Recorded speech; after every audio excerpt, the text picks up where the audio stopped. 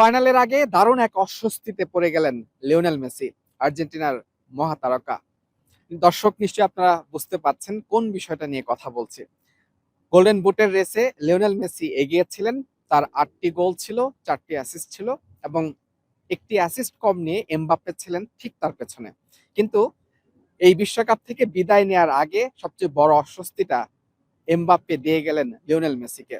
এখন এই মুহূর্তে এমবাপ্পের গোল ১০টি এবং তার অ্যাসিস্ট ৩টি। গোল্ডেন বুটের রেসে সবচেয়ে শীর্ষে এমবাপ্পে। ফাইনালের মঞ্চে স্পেনের বিপক্ষে লিওনেল মেসি ২টি গোল করতে পারবেন কিনা সেটা খুব কঠিন প্রশ্ন। কিন্তু এই চ্যালেঞ্জটা নিয়েই কিন্তু লিওনেল মেসিকে মাঠে নামতে হবে। এবং সবচেয়ে বড় যে কথা সেটি হতে পারে আর্জেন্টিন তারকার জন্য একটা বাড়তি একটা সুবিধা, হয়তো এই যে এমবাপ্পে এগিয়ে গেলেন সেটি হয়তো তাকে তাতিয়ে দিতে পারে যে না ২টি গোল করতে হবে এবং সেটি দিন শেষে আর্জেন্টিনা কাজে লাগতে পারে।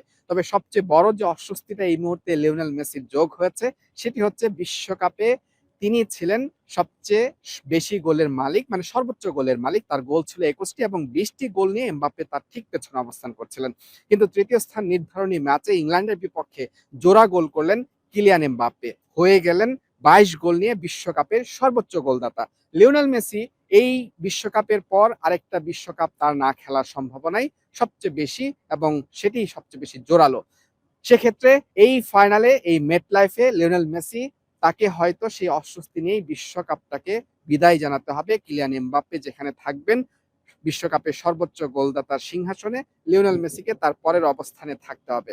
এবং এই অস্বস্তি কিলিয়ান এমবাপ্পে তিনি দিয়েছেন থার্ড প্লেস নির্ধারণী ম্যাচে ইংল্যান্ডের বিপক্ষে মায়ামিতে। তার দল হেরেছে বড় ব্যবধানে ইংল্যান্ডের কাছে, কিন্তু যে কাজটি তার করার দরকার কিলিয়ান এমবাপ্পে কিন্তু সেই কাজটি করে দিয়েছেন। জোড়া গোল করেছেন এবং সেই জোড়া গোলে তিনি লিওনেল মেসিকে দুদিক থেকে পেছনে ফেললেন। বিশ্বকাপের সর্বোচ্চ গোলদাতার সিংহাসনটি কিলিয়ান এমবাপ্পে নিয়ে গেলেন এবং এই গোল্ডেন বুটের রেসেও লিওনেল মেসিকে তিনি পেছনে ফেলে দিলেন। অর্থাৎ কিলিয়ান এমবাপ্পের বিশ্বকাপে গোল এখন ২২টি, লিওনেল মেসির ২১টি।